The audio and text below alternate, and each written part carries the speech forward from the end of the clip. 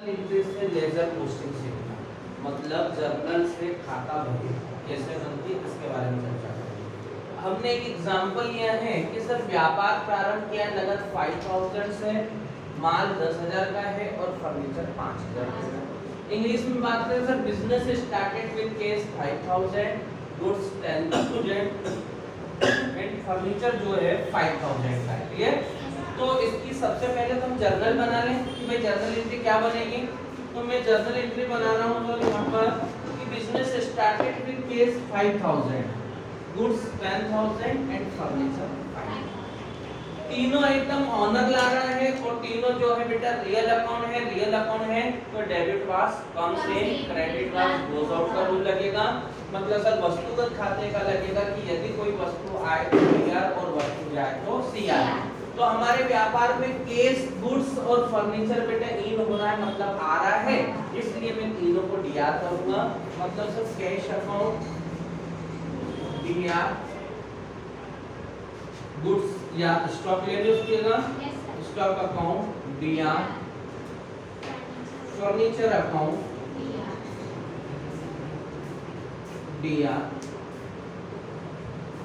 To capital. Capital reason है sir कि owner इसे रिप्रेजेंट कर रहा है या ऑनर को कैपिटल रिप्रेजेंट करती है, क्योंकि हम उसकी बुक में उसका नाम नोट नहीं करते हैं। तो ऐसी सिचुएशन में केस बिजनेस में इन हुआ है बेटा कितने का है 5,000 का, गुड्स जो है 10,000 का है एंड फर्नीचर जो है बेटा 5,000 का है। अब बिजनेस की टोटल कैपिटल सर कितनी हुई, तो बिजनेस का ऑनर टोटल कैपिटल बेटा 5, 10, 15 और 5, 20,000 रुपीस से बिजनेस स्टार्ट कर रहा है। मींस इसकी कैपिटल क्लियर। ये एंट्री हम लास्ट चैप्टर में जर्नल से रिलेटेड समझ चुके हैं, बट मैंने एंट्री इसलिए ली है कि मुझे आपको यहाँ से लेजर पोस्टिंग सिखाना है। ठीक है, कई बार आपने क्वेश्चन करते करते बात की कि सर डेट पार्टिकुलर एलएफ का हमारे लिए क्या यूज है बेटा। तो बेटा एलएफ का यूज अब हम यहाँ पर सीखेंगे कि एलएफ में एक्चुअल में क्या कंडीशन है। मैं एलएफ के केस को 1 नंबर दे रहा हूँ। क्या नंबर दे रहा हूँ? 1 नंबर। स्टॉक को 2 नंबर दे रहा हूँ, फर्नीचर को 3 नंबर दे रहा हूँ और कैपिटल को 4 नंबर। मतलब सर मेरी जो लेजर पोस्टिंग है वहां पर जो कैश अकाउंट ओपन होगा वो 1 नंबर पेज पर है। कहाँ पर है? 1 नंबर पेज पर। स्टॉक अकाउंट 2 नंबर पे है, फर्नीचर 3 नंबर पे है और कैपिटल 4 नंबर पे। तो सर वापस से कभी केस और आ गया तो हम क्या वापस उसको 5 नंबर देंगे नेक्स्ट? नहीं, जो नंबर ऑलरेडी हम दे चुके हैं वही नंबर उस अकाउंट को देंगे और जो नया अकाउंट है हम उसको नया नंबर दे देते हैं। क्लियर बेटा? तो लेजर फोलियो का अब यूज क्लियर हो गया। हमें क्या करना है, मैंने आपको एक क्वेश्चन होमवर्क दिया है, उसके सामने आप नंबर डाल के लाएंगे। क्लियर? ठीक है, तो यदि वही अकाउंट रिपीट होता तो मैं वही नंबर दूंगा जो लास्ट दे चुका हूं, और यदि नया नंबर अकाउंट है तो हम उसको नेक्स्ट नंबर दे देंगे जो भी है। ठीक, अब हम आगे बात करते हैं कि सर लेजर पोस्टिंग कैसे करेंगे। तो सपोज कि मैं एक अकाउंट ओपन कर रहा हूं और बेटा वो कर रहा हूं कैश अकाउंट, है ना। पहला हमारा कौन सा अकाउंट ओपन हो रहा है? कैश अकाउंट हो रहा है। अब लेजर पोस्टिंग में एक्चुअल में क्या सिचुएशन होती है, कितने कॉलम होते हैं, हम इस पे भी अभी चर्चा कर रहे हैं। ठीक है, तो लेजर में हम देखें बेटा तो टोटल जो होते हैं 8 कॉलम होते हैं। डेट, पार्टिकुलर, यहाँ पर जेएफ लिखा आता है, जर्नल फोलियो, अमाउंट, है ना। एक कॉलम लिस्ट करके हम डेट, पार्टिकुलर, जेएफ और अमाउंट, और यहाँ जाएगा बेटा नेम ऑफ अकाउंट, उस खाते का नाम। तो हम बेटा सेकंड स्टार्ट ले रहे हैं कि सर लेजर अकाउंट क्या है। जर्नल के बेसिस पे मैं आपको कहाँ ला रहा हूँ? लेजर में ला रहा हूँ। तो लेजर मतलब बेटा हिंदी में बोलते हैं खाता बही सर।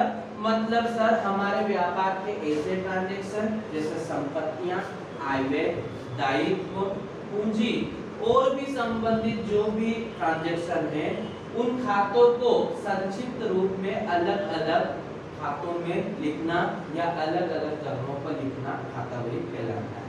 अब हम बात करें कि सर लेजर में फॉर्मेट कैसा बनता है या लेजर का या खाते का प्रारूप कैसे बनता है, तो आपके सामने बेटा लेजर या खाते का प्रारूप। सबसे पहले हम नेम ऑफ अकाउंट ले लेंगे, उस खाते का नाम। इसमें दो साइड होती है बेटा। अब मैं बोर्ड के सामने आपके खड़ा हूँ, यहाँ पर जो मैं बात कर रहा हूँ लेफ्ट हैंड साइड जो होगा वो मेरा डेबिट साइड होगा। क्या होगा? Debit side. और जो राइट हैंड साइड होगा वो मेरा क्या होगा बेटा? क्रेडिट साइड होगा। और एक्चुअल में हम यहाँ देखें तो टोटल फॉर्मेट में 8 कॉलम होते हैं। 1 2 3 4 5 6 7 8। तो कोई आपसे पूछे कि बताए लेजर में टोटल कॉलम कितने होते हैं, तो 8 होते हैं। बट मैं बात करूं कि सर कोई और आपसे पूछे कि वन साइड लेजर में कितने कॉलम होते हैं, अर्थात एक साइड खाता बही में कितने कॉलम होते हैं, तो बेटा अभी जस्ट मैंने बोला था कि यहाँ से दो पार्ट बने, लेफ्ट हैंड साइड और राइट हैंड साइड। क्लियर? तो बेटा लेफ्ट हैंड साइड टोटल जो कॉलम होंगे वो 4 होंगे। कितने होंगे? 4। 1 date, second particular, third JF और फोर्थ एलएफ का होगा, सॉरी अमाउंट का होगा। क्लियर? इसी प्रकार राइट हैंड साइड पर मैं बात करूं तो 1 date, second particular, third JF और फोर्थ अमाउंट का होगा। तो दोनों ऑब्जेक्टिव हमारे पास तैयार हैं कि टोटल लेजर में 8 कॉलम होते हैं और वन साइड 4 होते हैं और वन साइड 4। वन साइड मतलब लेफ्ट हैंड साइड 4 कॉलम होते हैं और राइट हैंड साइड 4 कॉलम होते हैं। लेफ्ट हैंड साइड को मैं डेबिट साइड बोलता हूं बेटा, जहां पर मैं 2 से हर अकाउंट को शो करूंगा, 2 से हर अकाउंट को शो करूंगा। और left hand right hand side जो होता है बेटा वो क्रेडिट साइड होता है, जिसे मैं बाय से शो करता हूं। क्लियर है ये भी? तो ये होता है बेटा लेजर का फॉर्मेट। अब हम जर्नल से सीख रहे हैं कि सर लेजर कैसे पोस्टिंग होती है, तो 2 मिनट आप बोर्ड पे चेक करेंगे। हम जर्नल से लेजर की ओर चल रहे हैं बेटा। अब सर जर्नल से जब लेजर की ओर की जाती हैं तो वही टाइप्स ऑफ अकाउंट जो जर्नल में हमने अकाउंट्स पढ़े हैं उन अकाउंट्स को हम क्या करते हैं? डिवाइड करते हैं। जैसे हमने यहाँ पर एंट्री की है सर कैश अकाउंट दिया, स्टॉक अकाउंट दिया, फर्नीचर अकाउंट दिया टू कैपिटल। तो बेटा मैंने केस को क्या नंबर दे दिया है? 1। अब मैं इसकी क्या कर रहा हूँ? लेजर पोस्टिंग कर रहा हूँ। क्लियर है? लेजर पोस्टिंग कर रहा हूँ सर, तो मैंने नेम डाल दिया है कैश अकाउंट। क्या नाम डाल दिया बेटा? Cash account. क्या क्लियर है? ये नाम हो गया अपना कैश अकाउंट, पहला अकाउंट हो गया। क्लियर? अब कैश अकाउंट मैंने ओपन कर दिया सर, जहां पर कॉलम हुआ date particular JF amount, date particular JF और अमाउंट। कोई आपसे पूछे कि बताएं लेजर में वन साइड कितने कॉलम होते हैं, एक तरफ तो कितने कॉलम होते हैं? 4 कॉलम, मतलब 4 कॉलम, डेट पार्टिकुलर जेएफ और अमाउंट। और फिर वन साइड और बात करें तो वो भी 4 होंगे, डेट पार्टिकुलर जेएफ और अमाउंट। और टोटल नंबर ऑफ कॉलम्स कितने होते हैं? 8 कॉलम होते हैं सर। क्लियर यहाँ पे? चलो अब लेजर से सॉरी जर्नल से हम लेजर बना रहे हैं, बोर्ड पे चेक करना। मैंने एक एंट्री बना रखी सर, कैश अकाउंट दिया, स्टॉक अकाउंट दिया, फर्नीचर अकाउंट दिया टू कैपिटल। क्लियर? अब यहाँ पर केस का अपोजिट खाता हम चेक करेंगे। केस का अपोजिट खाता मतलब उसका विपरीत खाता कौन है? तो भाई डीआर का विपरीत सीआर होगा और सीआर का विपरीत क्या होगा? डीआर हो जाएगा। तो मैं यहाँ पर चेक कर रहा हूँ सर, सीआर का अपोजिट खाता जो है कैपिटल अकाउंट है बेटा सीआर का।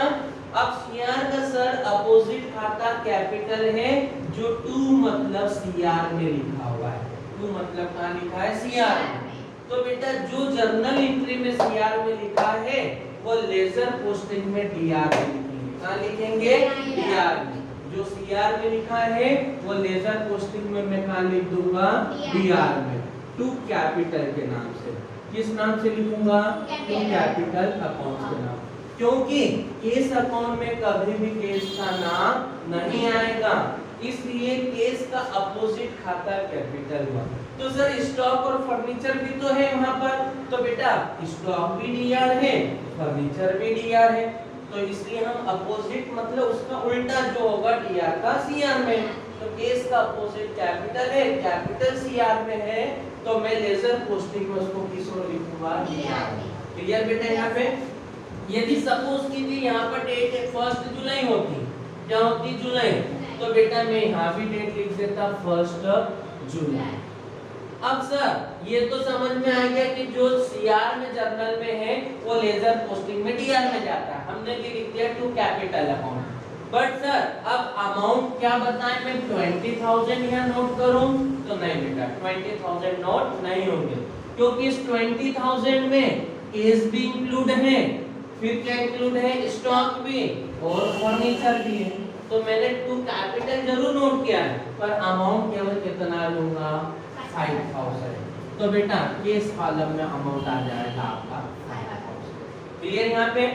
अब हम ये मान के चल रहे हैं कि केस में वो ट्रांजैक्शन अवेलेबल हमारे पास नहीं है, अवेलेबल नहीं है तो मैं अकाउंट को क्लोज करूंगा। अकाउंट को क्या करूंगा, क्लोज। तो जब भी अकाउंट क्लोज करेंगे एट द मंथ की लास्ट डेट पर होगा, मतलब मंथ की लास्ट डेट मतलब महीने की अंतिम तारीख पर। अब भाई जुलाई स्टार्टिंग है तो इसकी अंतिम तारीख कब आएगी, 31 जुलाई, 31 जुलाई। अब मान लीजिए कि वो ट्रांजैक्शन नहीं है तो मैं 31 जुलाई को इसको क्लोज करूंगा। क्लोज करूंगा बेटा तो बाय बैलेंस सीडी के नाम से इसको मैं नोट करूंगा। क्लियर। अब बाय बैलेंस सीडी मतलब सर जिधर बैलेंस कम होगा उस साइड लिखेंगे। अब हमने टोटल लगाया तो चेक करा कि सर केस अकाउंट का डेबिट साइड का बैलेंस 5,000 है। कितना है बेटा 5,000, पर सीआर साइड में कुछ बैलेंस नहीं है, तो जिधर कम उधर हम, तो कम किधर है सीआर में, तो हम भी किधर आ गए सीआर में आ गए। क्लियर। ऐसे किराना दुकान में हम जाते हैं तो 1 किलो बाट रखा रहता है और उसके ऊपर शक्कर रखना है, तो जिधर कम होगा उधर हम शक्कर डाल देंगे। क्लियर। तो फिर एक बार क्या हो जाता है, वो इक्वल हो जाता है। तो बेटा डीआर का टोटल 5,000 है, मैंने भी लिख दिया, पर सीआर का टोटल कुछ नहीं है सर, तो मान लूं मैं 0 है ना, तो माइनस करेंगे तो बैलेंस शीट कितना बचेगा बेटा 5,000 और अकाउंट क्लोज कर देंगे। दोनों टोटल क्या आ गए बराबर, मतलब सर शक्कर लेने गए तो 1 केजी भी बराबर हो गई है और शक्कर भी बराबर हो गया। क्लियर। तो बेटा ये केस अकाउंट अपना क्लोज हुआ। इसी क्लोज किए हुए अकाउंट को 31 जुलाई के बाद क्या आता है, जुलाई के बाद कौन सा मंथ आता है, अगस्त आता है। तो यदि मुझे ओपनिंग निकालना है दोस्तों तो 1 अगस्त को मैं किसी भी अकाउंट का ओपनिंग निकालूंगा तो जो क्लोजिंग है वो सीडी है तो वो बीडी बन जाएगा, टू बैलेंस बीडी और ओपनिंग बैलेंस चले जाएगा आपका 5,000। तो ये हुआ बेटा कौन सा अकाउंट अपना, केस अकाउंट। क्लियर। इसी प्रकार मैं लेजर पोस्टिंग में सेकंड अकाउंट आपको ओपन करके बता रहा हूँ। केस के बाद हमने बोर्ड पे कौन सा खाता बना रखा है लेजर में, स्टॉक अकाउंट। क्या बना रखा अपन ने, स्टॉक। तो सेकंड अकाउंट जब हम स्टॉक लेंगे बेटा तो ये क्या बन जाएगा आपका स्टॉक अकाउंट। क्लियर। अब सेकंड अकाउंट आप स्टार्ट ले रहे हैं तो वापस से फॉर्मेट बनाएंगे, फॉर्मेट बनाएंगे तो बेटा क्या बन जाएगा आपका, डेट का कॉलम, पार्टिकुलर, फिर क्या आ जाएगा बेटा जे जर्नल फोलियो, फिर अमाउंट, डेट, पार्टिकुलर, जेएफ और अमाउंट। अब सर हम दूसरा अकाउंट ओपन कर रहे हैं स्टॉक, और 2 नंबर पे मेरे पास स्टॉक भी इंक्लूड है। 1 नंबर ये हुआ, 2 नंबर ये हुआ। क्लियर। अब फिर वापस से बात सर स्टॉक का अपोजिट खाता हम जर्नल में चेक करेंगे, तो स्टॉक का अपोजिट केस होगा क्या, नहीं, क्योंकि वो डीआर है। क्या फर्नीचर होगा क्या, नहीं, क्योंकि वो भी डीआर है सर। तो सर स्टॉक का अपोजिट खाता यहाँ पर 2 कैपिटल है। तो सर 2 कैपिटल, कैपिटल कहाँ पर है दोस्तों जर्नल में, सीआर में, तो यही लेजर में कहाँ जाएगा, डीआर में, 2 कैपिटल अकाउंट के नाम से बेटा। क्लियर। डेट में डाल दो 1 जुलाई ही मान रहे हैं हम, ठीक है, 2 कैपिटल। अब सर अमाउंट की वापस से बात है कि अमाउंट क्या ले, क्या 20,000 ले लो, तो नहीं बेटा, इस 20,000 में वापस से केस इंक्लूड है, दूसरा स्टॉक है और तीसरा फर्नीचर। हम कौन सा अकाउंट बना रहे हैं, स्टॉक, तो कैपिटल में हम स्टॉक का अमाउंट रखेंगे 10,000। क्या क्लियर है, अब मान लीजिए कि और हमारे पास बुक्स में कोई एंट्री अवेलेबल नहीं है, तो ये ओपनिंग बैलेंस निकला तो हम क्लोज क्या करेंगे, जिधर था उधर हम। तो बेटा 31 जुलाई को मैं अकाउंट वापस से क्लोज करूंगा दोस्तों बाय बैलेंस सीडी के नाम से।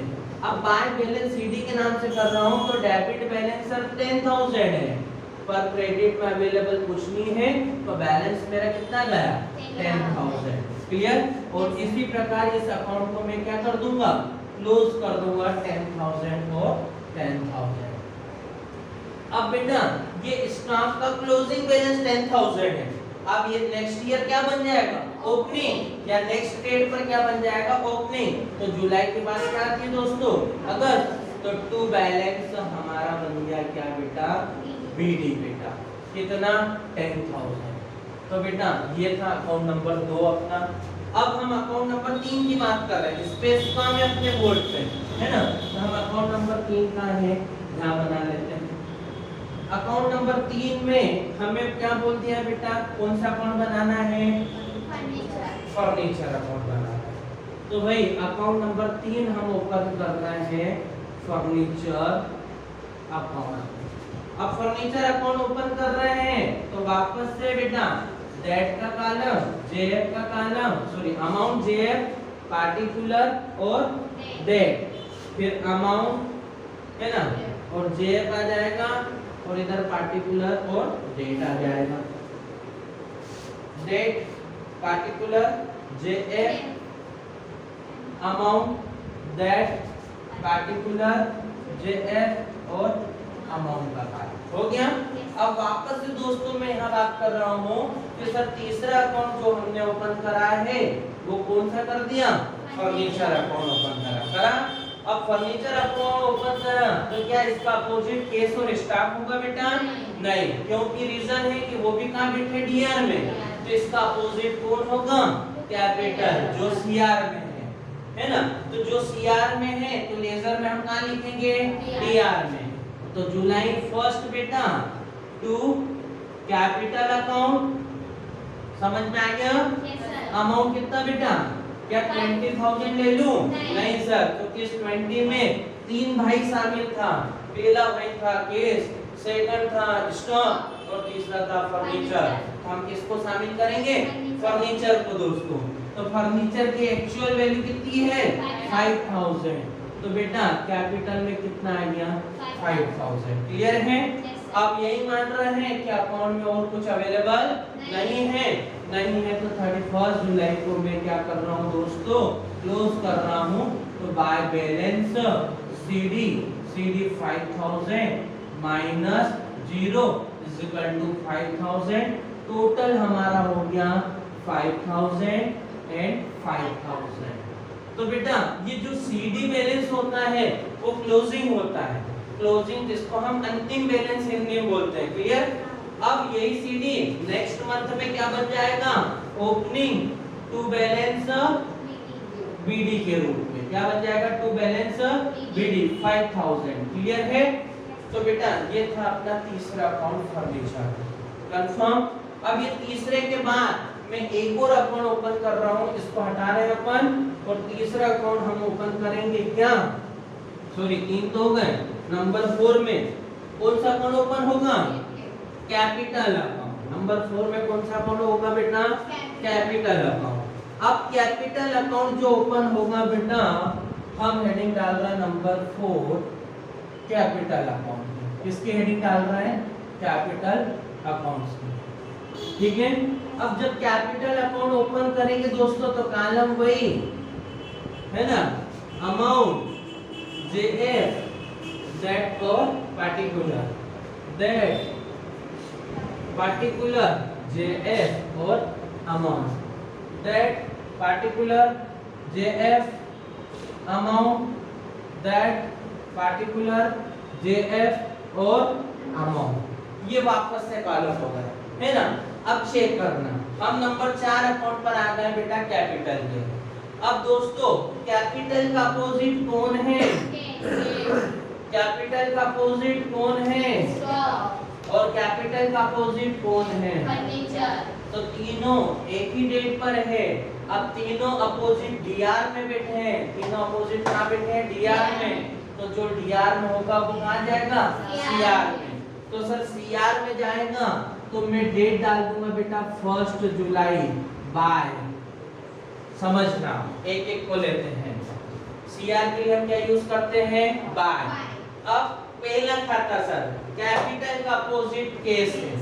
कैपिटल का अपोजिट कौन है? केस। अपोजिट मतलब बेटा विपरीत। जो सीआर में बना रहे हैं तो उसका अपोजिट कहाँ जाएगा? डीआर वाला जाएगा, और जो डीआर में वो कहाँ जाएगा? सीआर में जाएगा। तो यहाँ कैपिटल का अपोजिट सर कैश अकाउंट है, कैश डीआर में है। तो कैश डीआर में है तो मैं कहाँ लिखूंगा दोस्तों? सीआर में बाय कैश अकाउंट। अब सर क्या अमाउंट में 20,000 ले लूं क्या? नहीं बेटा, उसका अमाउंट कितना है? 5। तो हम अमाउंट ले लेंगे कितना बेटा? 5,000। क्या क्लियर हुआ? फिर बेटा कैपिटल का अपोजिट दूसरा खाता कौन सा हुआ? स्टॉक। स्टॉक डीआर में है तो कहाँ जाएगा? सीआर में। वापस से डेट डाल दी मैंने बेटा बाय 1 जुलाई में बाय स्टॉक के नाम से। स्टॉक अकाउंट कितना? 10,000। इसी प्रकार बेटा थर्ड 1 जुलाई को एक और मेरे पास बाय क्रेडिट में जाएगा। मतलब सर जो फर्नीचर डीआर में है तो वो लेजर में कहाँ जाएगा दोस्तों? सीआर में। तो बाय फर्नीचर अकाउंट। अमाउंट बताएं दोस्तों फर्नीचर का 5 की 25,000। क्लियर? अब हम ये मान रहे हैं कि सर डीआर में कोई बैलेंस अवेलेबल नहीं है तो बेटा मैं इसको क्लोज कर दूंगा। 5 और 10 15 और 5 20,000।